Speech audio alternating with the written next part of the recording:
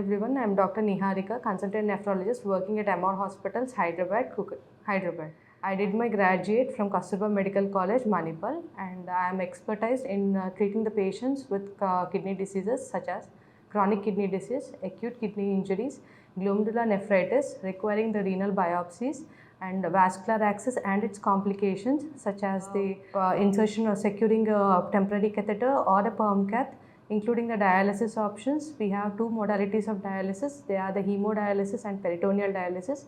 We are trained at putting the catheters of peritoneal dialysis catheters and other treating the diseases affecting the children, that is the reflux kidney diseases and other congenitally acquired kidney diseases such as solitary kidney diseases or abnormal solitary kidney diseases. And we also look into the patients having the cystic kidney diseases. The cystic kidney diseases are mainly acquired from the families.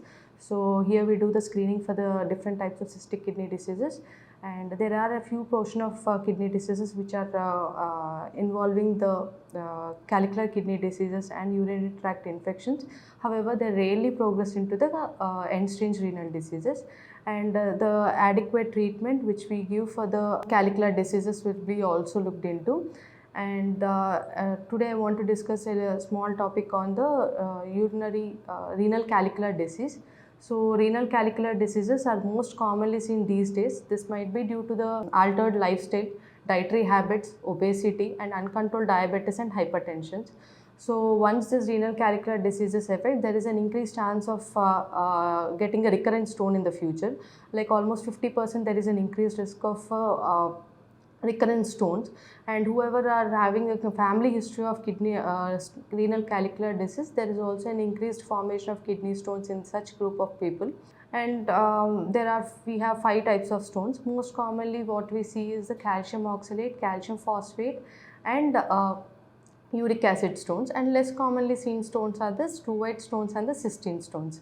So mostly the calcium oxalate and calcium phosphate stones are caused secondary to an intake of oxalate rich content foods. Like that we see high oxalate content foods, like we see in our day to day cabbages, spinach or rhubarb, root vegetables, chocolates, caffeine content products, and these contain high amount of oxalates. And other metabolic diseases like the renal tubular acidosis and some drugs like which we use for the migraines and headaches, they may also cause an increased risk for the predisposition of calcium phosphate stones. And the other commonly seen stones are the uric acid stones. These are mainly documented in patients with obesity, metabolic syndrome, who are on extreme weight loss regimens or who are taking some other supplements.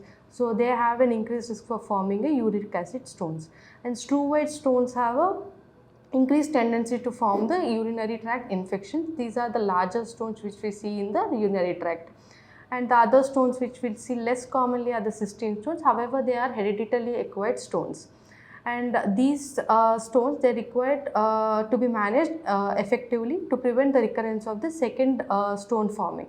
So we have few inhibitors in the urine which inhibit the formation of stones like that of citrate, potassium and magnesium. So whenever the content of the citrate and potassium magnesium falls to a less than a normal level, there is an increased high chances for forming the stones. For that reason, we advise patients to take more amount of fresh fruits and vegetables instead of going for the animal proteins.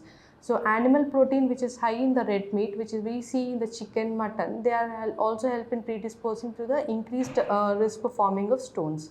So these are the few symptoms which we say for a stone patient, that is either a unilateral loin pain or a bilateral loin pain, a little amount of high colored urine or the blood in the urine, and some dragging pain or a shooting shot of pain which we see in the abdomen, which is pain associated with the nausea, vomiting, or associated with other urinary symptoms like either a less urine output, more and increased frequency of urination is also seen in these patients.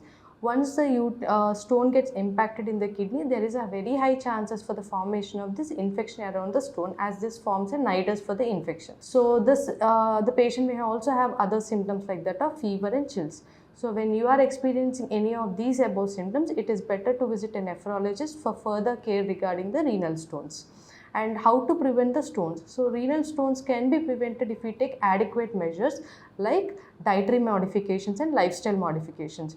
So we advise patients to have an adequate intake of fluids, including the adequate intake of fluids along with food which is less in the salt and sugar content, as salt and sugar may have the increased tendency to form the stones. So we advise a low salt and the low sucrose diet for these patients, and also the foods which are less in the oxalate content like fresh fruits and vegetables can be taken. Along with that, few medications which require to be monitored when patients are when we are advising the patients, and also weight loss regimen should be given to the patient, as obesity is one of the main cause for forming the stones. If you need any advice regarding the nephrologist care, you can visit me at MR Hospitals, Kukatpalli, Hyderabad.